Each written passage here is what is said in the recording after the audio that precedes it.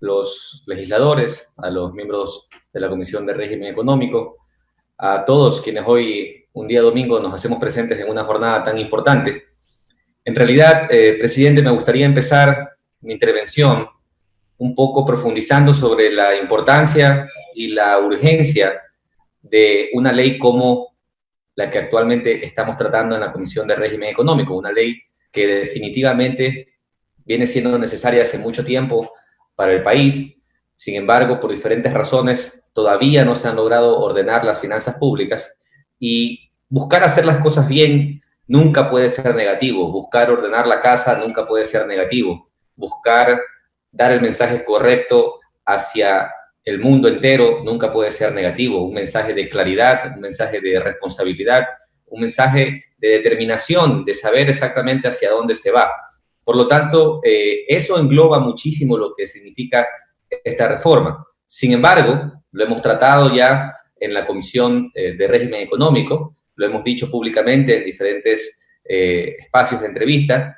La Comisión de Régimen Económico ha encontrado una serie de posibles vulneraciones al orden constitucional dentro del proyecto de ley tal cual fue recibido en la Asamblea por parte del Ejecutivo. Y aquí quiero hacer eco de sus palabras iniciales, señor presidente, puesto que esta Asamblea tiene una responsabilidad inmensa el día de hoy y a lo largo de este tratamiento, y es precisamente de corregir lo que no esté bien, de perfeccionar lo que requiera perfeccionamiento y de básicamente mejorar la redacción tal cual fue recibido el proyecto por parte del Ejecutivo. Ese es el objetivo.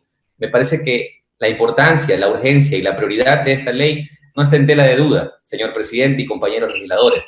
Lo que sí debe quedar claro es que el compromiso del Pleno entero debe ser precisamente corregir todo lo que no está bien concebido desde su origen. Así que estas posibles vulneraciones al orden constitucional voy a buscar explicarlas a lo largo de mi ponencia y básicamente invitar a todos los legisladores a que con vuestro criterio, con vuestros aportes, podamos construir un mejor documento, un documento que responda a la realidad del país, un documento que le garantice a la ciudadanía ecuatoriana que haya un mejor futuro para todos, no un documento que responda a la agenda de ningún ministro ni de ningún gobierno de turno. Por lo tanto, señor presidente, este es el momento de que la Asamblea se unifique en un solo mensaje.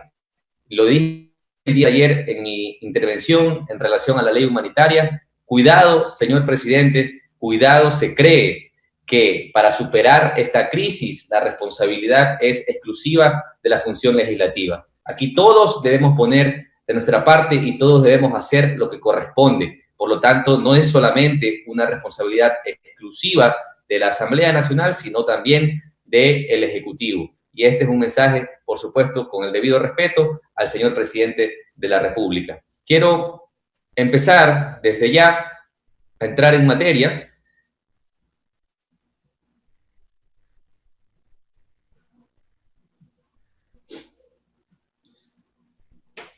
Muy rápidamente, señor presidente y compañeros legisladores, la Comisión de Régimen Económico sesionó 9 veces, recibió más de 55 observaciones, 22 comparecencias, 7 de actores públicos, 15 de privados.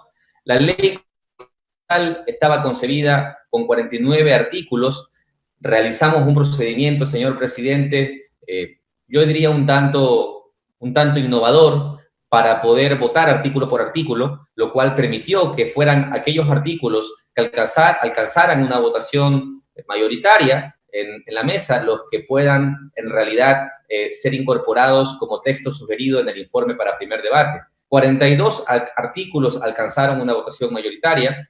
2 de esos 42, la decisión de la mayoría fue eliminarlos del proyecto inicial, y 7 artículos no alcanzaron una votación mayoritaria. Así que el informe recoge esta realidad, recoge esta forma de votación, recoge esta decisión de la mesa, y estos 7 artículos que no alcanzaron una votación mayoritaria o un consenso mayoritario, básicamente son trasladados al Pleno para que el Pleno también pueda opinar sobre los mismos.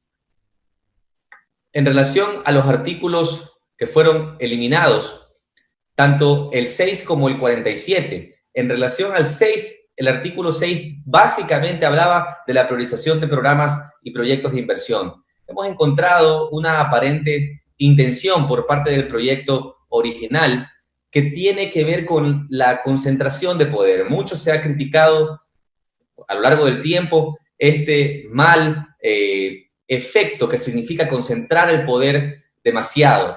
Al parecer, este proyecto de ley estaría buscando algo similar, pero a favor del Ministerio de Economía y Finanzas. Así que esa es una de las razones por las cuales algunos artículos fueron eliminados y otros fueron modificados. El artículo 6 hace referencia precisamente a esa priorización de programas y proyectos de inversión. Y también el 47, en la misma línea, en realidad pretendía de alguna manera que el Ministerio de Finanzas básicamente tuviera incluso injerencia en la contratación pública, llegando hasta a definir los techos de los diferentes anticipos de los diferentes contratos.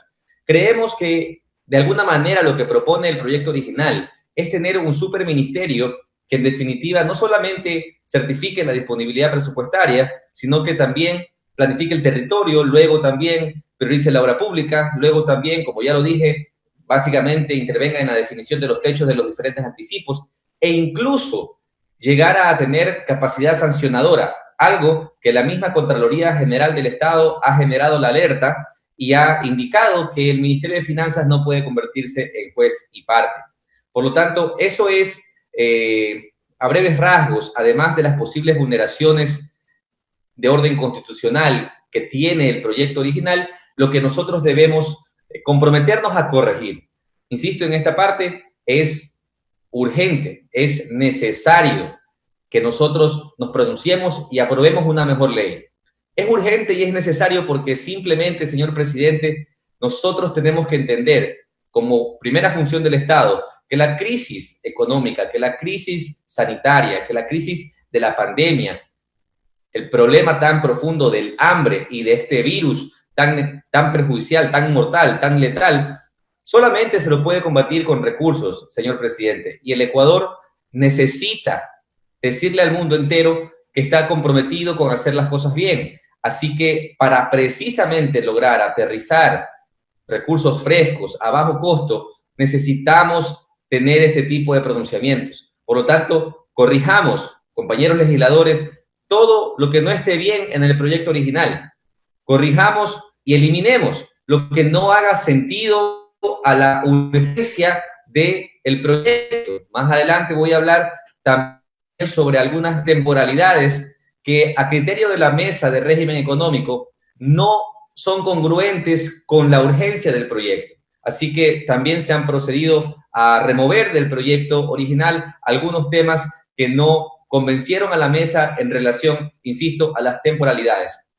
En lo que tiene que ver con los artículos de consenso, este criterio, este concepto de una verdadera planificación articulada es básicamente hacer las cosas bien, es básicamente garantizar que entre los diferentes niveles de gobierno se cumplen también las diferentes reglas fiscales, sin que esto, señor presidente, y aquí hago referencia a lo que dije, esta posible vulneración al orden constitucional, sin que esto signifique atentar contra la autonomía ni de la seguridad social ni de los gobiernos autónomos descentralizados. Podríamos estar de acuerdo, y ese es el gran debate que este pleno debe tener, podríamos estar de acuerdo en que el Ministerio de Economía y Finanzas consolide la información financiera a lo largo de todo el gobierno, no solamente la administración central, sino también los diferentes estamentos, los diferentes niveles de gobierno. Lógicamente, el consolidar la información es una cosa. Otra cosa es tener injerencia en el manejo de esos recursos que gozan de autonomía por vía constitucional, artículo 292, artículos 372 de la Constitución de la República del Ecuador. Así que aquí un mensaje para el país entero y para estas instituciones que en diferentes momentos han contactado a la Comisión de Régimen Económico, pero que asimismo estoy seguro han contactado a la gran mayoría, si no a todos los legisladores que formamos parte de este periodo legislativo, con esta preocupación común, y es defender la autonomía. El compromiso de la Comisión de Régimen Económico, e invito a que sea el mismo compromiso de esta Asamblea, debe ser blindar la autonomía de la seguridad social y de los gobiernos autónomos descentralizados. Por lo tanto, En esa línea nosotros debemos corregir estas posibles vulneraciones al orden constitucional como están concebidos en el proyecto original. Más consensos en la mesa estuvieron alrededor de acoger esta modificación en lo que tiene que ver con esta discrecionalidad un poco laxa de la posibilidad del gobierno a realizar reformas al presupuesto general del Estado. Actualmente usted conoce, presidente y compañeros legisladores, que este porcentaje llega al 15%. Creemos en la Comisión de Régimen Económico que un 5%, tal cual lo propone el proyecto, es acertado. Quizás un poco menos, ese es el debate que podría darse en este pleno. Creemos que un 5% le da un margen suficiente al Ejecutivo para poder realizar las reformas cuando sea necesario, pero no es tan amplio como un 15% de manera laxa. La determinación de las metas fiscales y techos presupuestarios como concepto, vuelvo a insistir en esto, el concepto es positivo y aquí yo quiero hacer un énfasis. Debemos conservar lo positivo de la intención del proyecto de ley y corregir lo que no sea correcto, lo que no esté apegado a la realidad nacional ni tampoco esté acorde al orden constitucional. Por lo tanto, este concepto de determinar metas fiscales y techos presupuestarios hace todo el sentido del mundo porque evidentemente se debería garantizar que se planifica en base a lo que se tiene disponible, se debería garantizar que se cumplen las diferentes metas fiscales, que se da seguimiento a las mismas. Pero cuidado, se le otorga demasiado poder o capacidad de determinación al Ministerio de Finanzas y ese es el debate que tiene que tener este pleno. En relación al Comité Nacional de Coordinación Fiscal, que se volvería este ente aglutinador, coordinador nacional de la planificación, en realidad consideró la mesa, señor presidente, que la configuración inicial no era la más acertada. Quisimos incluir un concepto de peso y contrapeso, darle mayor peso porcentual a la seguridad social, darle mayor peso porcentual a los gobiernos autónomos descentralizados e incorporar también un representante de la primera función del Estado, que puede ser quizás vía una terna electo democráticamente por parte de la Asamblea. Esto evidentemente permite que haya, al final del día, el presupuesto general del Estado se aprueba en Asamblea y al final del día, la primera función del Estado tiene mucho que ver en todo esto. Por lo tanto, este peso y contrapeso es de suma importancia. Pasó de tener 7 integrantes a tener 11 integrantes. En lo que tiene que ver con los artículos no aprobados, estos 7 artículos que no alcanzaron un consenso mayoritario, haré un breve repaso de los mismos para que quede claro un poco las razones por las que quizás esto no fue aprobado en esta instancia. Pero, insisto, un llamado a todo el Pleno de la Asamblea para que podamos incorporar los criterios y los aportes necesarios para construir un mejor documento al final de todo este proceso. El artículo 2, particularmente, que es el que habla de la clasificación del sector público, que es el que ha generado el mayor ruido, señor presidente, en torno a una posible vulneración al orden constitucional y un atentado contra las diferentes autonomías, tanto de la seguridad social como de los gobiernos autónomos descentralizados, requiere un perfeccionamiento, requiere una mejor redacción. Aquí hay algunas propuestas de diferentes legisladores que me parece que pueden ser incorporadas para garantizar este blindaje a la seguridad social, a la autonomía de la seguridad social y de los gobiernos autónomos descentralizados. La asambleísta Ana Belén Marín ha hecho importantes aportes, el asambleísta Pachala asimismo. Esto está en proceso de construcción y creo que es sumamente importante que la Asamblea, los 137 legisladores, puedan también opinar sobre aquello. Las reglas fiscales, señor presidente, actualmente en el Código de Planificación y Finanzas Públicas se encuentran establecidos en el artículo 81, en el artículo 124 y en el artículo 125. Es importante que en el procesamiento de este nuevo cuerpo normativo nosotros podamos reordenar, y en esto también quiero asumir un compromiso.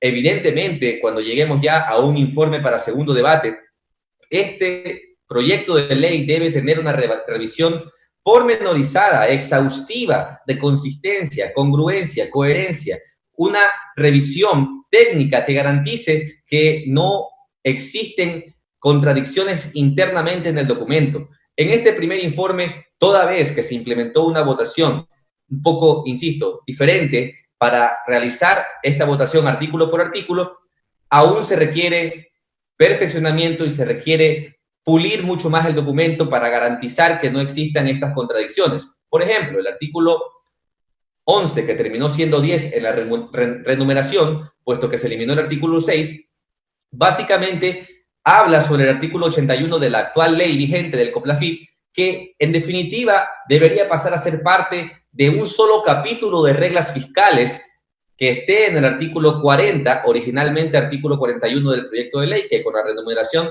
fue ya determinado como artículo 40.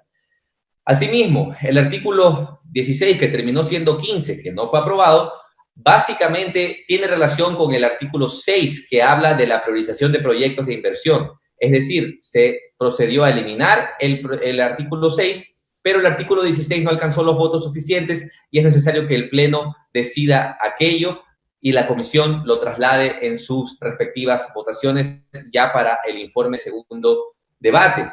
El artículo 31, que terminó siendo artículo 30, precisamente también habla sobre el componente, el contenido y la finalidad del componente de endeudamiento público. En esto también la alerta gira alrededor de una concentración de poder a cargo del Ministerio de Economía y Finanzas. Lo mismo sucede con el artículo 33 y 34, que terminó siendo 32 y 33 debido a la renumeración. Básicamente tiene que ver con la agrupación de las reglas fiscales en el artículo 41, que terminó siendo 40 en la renumeración. Y finalmente, lo que tiene que ver con el artículo 39, que terminó siendo 38, que tiene que ver con los CETES y NOTES. Aquí el Ejecutivo propone básicamente tener un techo del 8% para digamos, la rentabilidad del mismo, pero le prohíbe al Banco Central tener la capacidad de comprar estas notas del Tesoro.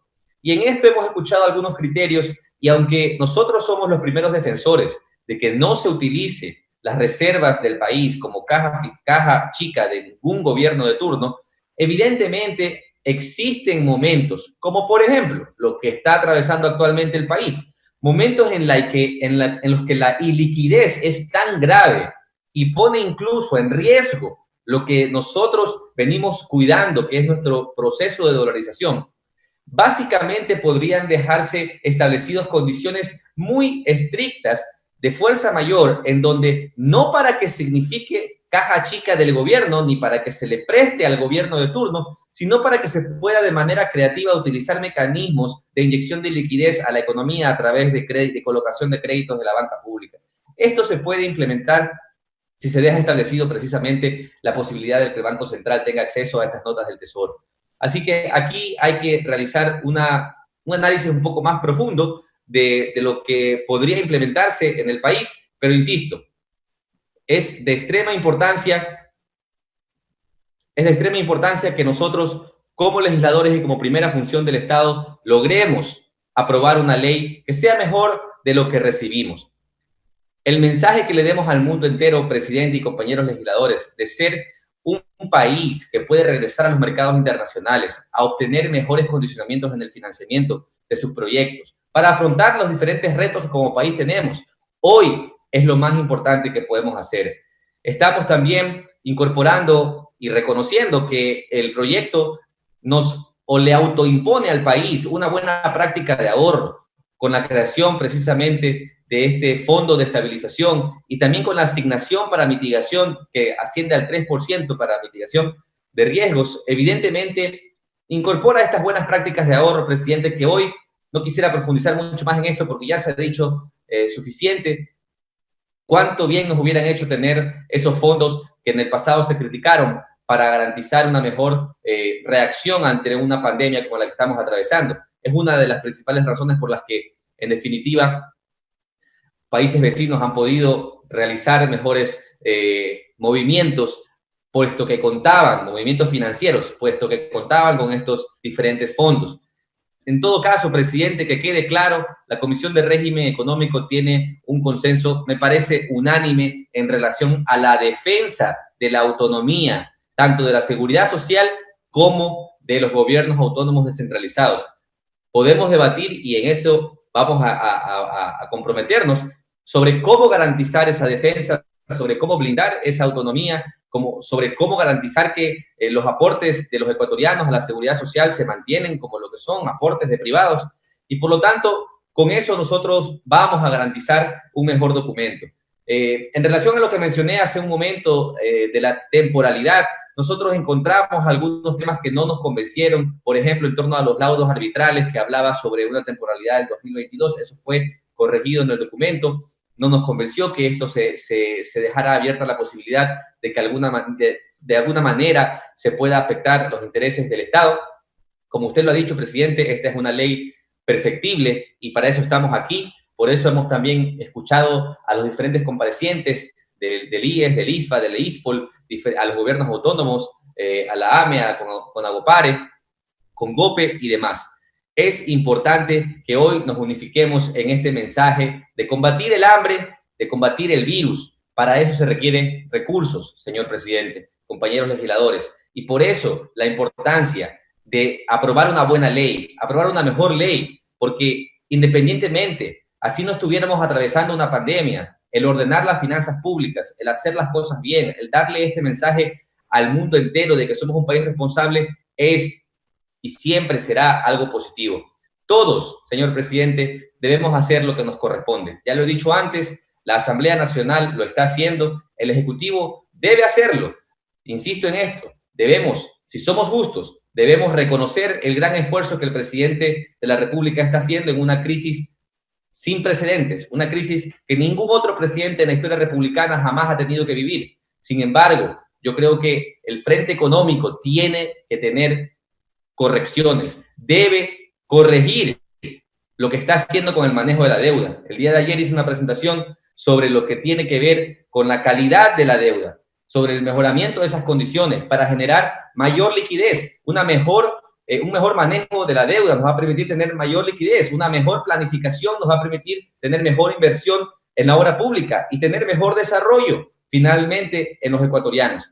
Todos debemos hacer lo que nos corresponde.